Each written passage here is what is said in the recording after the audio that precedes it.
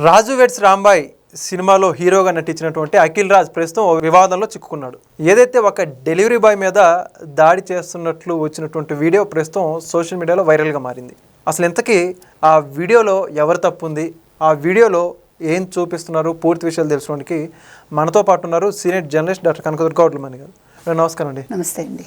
Madam, Akhil Raj అని చెప్పేసి రాజు weds Rambai అప్పుడు మంచి హిట్ అయిందనే చెప్పుకోవాలి ఆ సినిమా.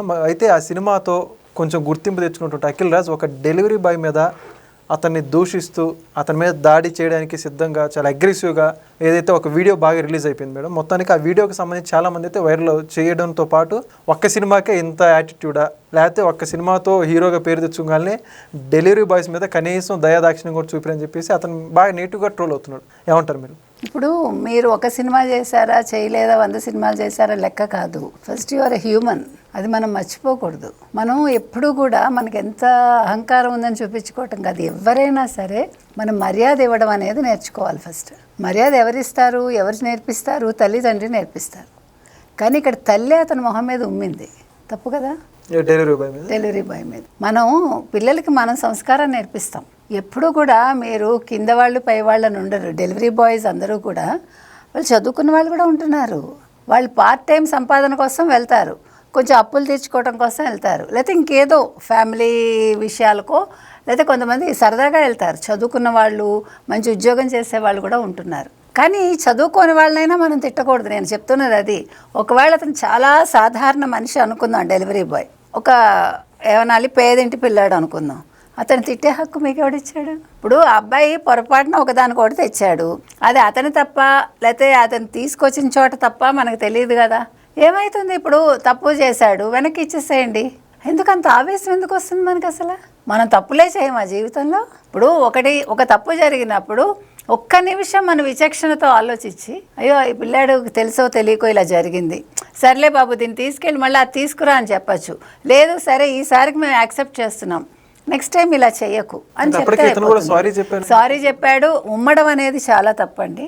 తర్వాత కొట్టడానికి వచ్చారు ఆ పిల్లలు, అది ఇంకా తప్పు.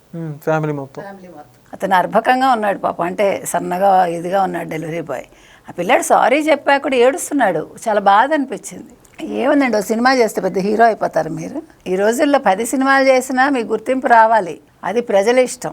ఒకవేళ గుర్తింపు వచ్చినా అహంకారం పెరగకూడదు, నా అంతటి వాడు లేడని. ఇక్కడ మొత్తం ఫ్యామిలీ అంత యాటిట్యూడ్ చూపిస్తోందంటే తప్పు కదా. నాకు ముఖ్యంగా మదర్ ఉమ్మడం అనేది నచ్చలా. మనం ఎప్పుడు ఉమ్ముతాం? ఎవరి మీద ఉమ్ముతాం? మనం అసలు ఉమ్ముతామా? మనం ఎంత కోపం వచ్చినా ఉమ్ముతామా మనం? అది ఎంత తప్పది, అది ఎంత నీచంగా ఉంటుందండి ఇలాంటివి. ఒక తల్లి బుద్ధులు చెప్పాల్సిన తల్లి ఆ రకంగా చేశారు అంటే నిజంగా అసలు చాలా ఆశ్చర్యంగా ఉంది నాకు. మీరు ఎలాంటి ఇంట్లో పుట్టినా ఎలాంటి వాళ్ళైనా కూడా ఒక సంస్కారం ఉంటుంది ఎవరికైనా సరే, అవునా కదా? ఏంటిది అసలు ఇంత నీచంగా అబ్బాయిని తిట్టడం, అబ్బాయిని కొట్టడం, అబ్బాయి మీద ఉమ్మేయడం? ఆ పిల్లడు కంప్లైంట్ చేయొచ్చు, ఏం తప్పులేదు, నన్ను అడిగితే చెయ్యాలి కూడా. ఎవరిని కించపరిచే హక్కు లేదండి. మనం ఏదో పెద్ద దిగొచ్చామనుకుని వాళ్ళని ఆఫ్టరాల్గా అస్సలు చూడకూడదు. మనం ఎంత మర్యాద ఇస్తే వాళ్ళు అంత మర్యాదగా ఉంటారు. మనం మర్యాద తప్పితేనే వాళ్ళు మర్యాద తప్పుతారు. అతను తిరగబడి కొడితే ఎంతసేపు? కొంచెం బలవంతుడు అయి ఉంటే తిరగబడి కొడితే ఎవడికి పరుగు పోతుంది?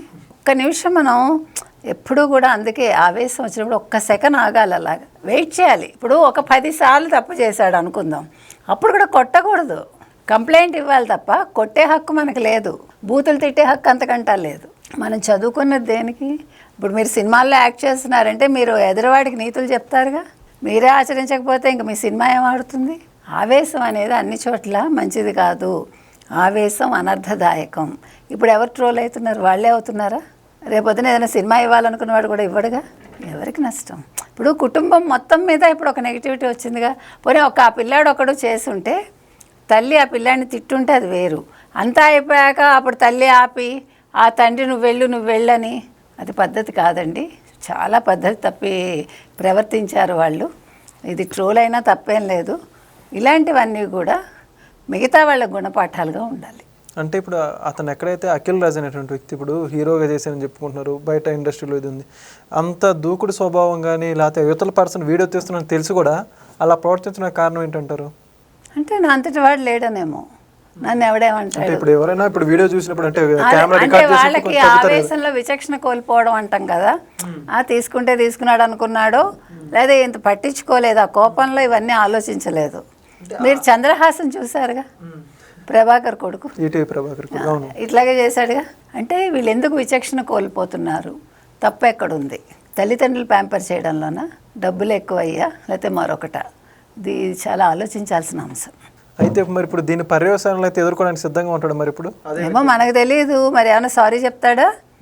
వాళ్ళ మదర్ కూడా సారీ చెప్తారా? ఒక వీడియో రిలీజ్ చేస్తారా? వేసి చూద్దాం. Okay, thank you. Thank you.